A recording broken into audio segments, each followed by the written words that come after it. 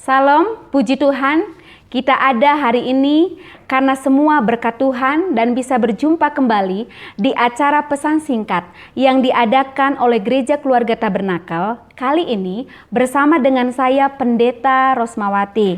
Kita mau belajar bersama-sama di dalam Ibrani pasal yang ke-10 ayat 19 sampai 25. Sekali lagi, Ibrani 10 ayat 19 sampai 25 dengan tema ketekunan. Saudara-saudari, Bapak Ibu boleh membaca di Alkitab masing-masing. Hidup dalam ketekunan bukan sebuah hal yang mudah. Seringkali seseorang diperhadapkan dengan keputusasaan, kekecewaan, keletihan, dan ketidaksanggupan, ya. Namun, kalau kita lihat orang-orang yang berhasil, orang-orang yang sukses, ya, yang sukses salah satunya disebabkan karena ketekunan.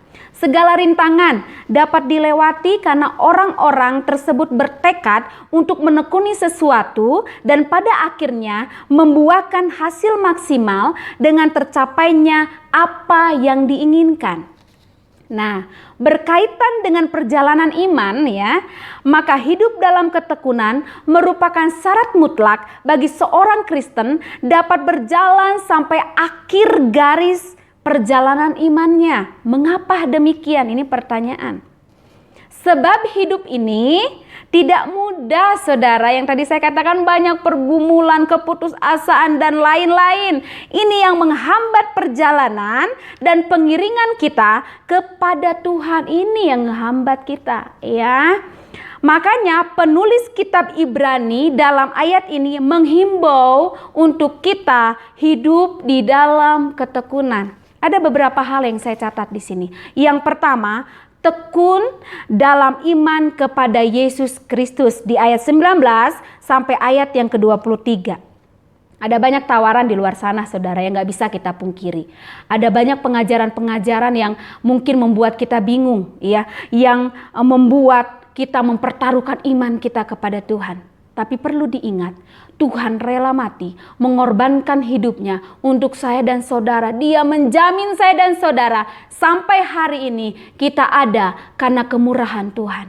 Pertahankan imanmu kepada Yesus Kristus sampai garis akhir kita. Tidak tahu umur kita sampai di mana, tapi pertahankan iman kita hanya kepada Yesus Kristus. Yang kedua, tekun dalam berbuat baik.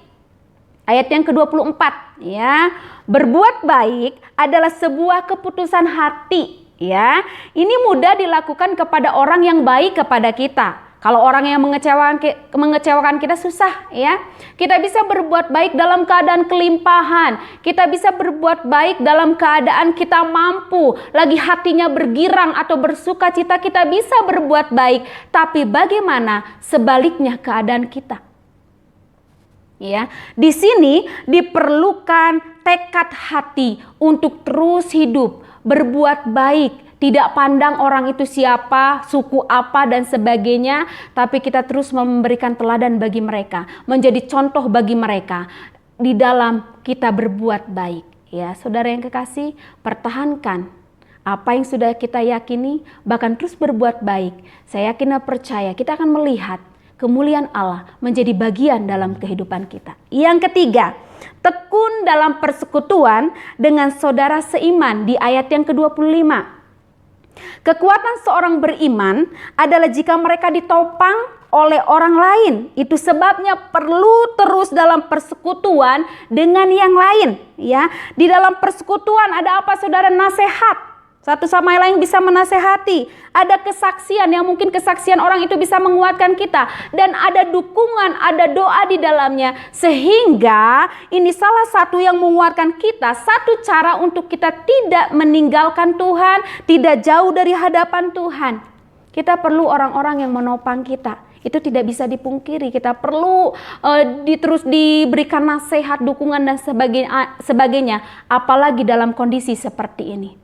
Pertahankan, saudara, belajar terus kepada Yesus yang menjadi teladan dalam hidup kita. Tekun iman kita kepada Yesus Kristus. Yang kedua, tekun berbuat baik. Yang ketiga, tekun dalam persekutuan dengan saudara seiman. Mari kita terus belajar. Kemenangan demi kemenangan akan terus menjadi bagian dalam kehidupan kita. Tuhan Yesus memberkati.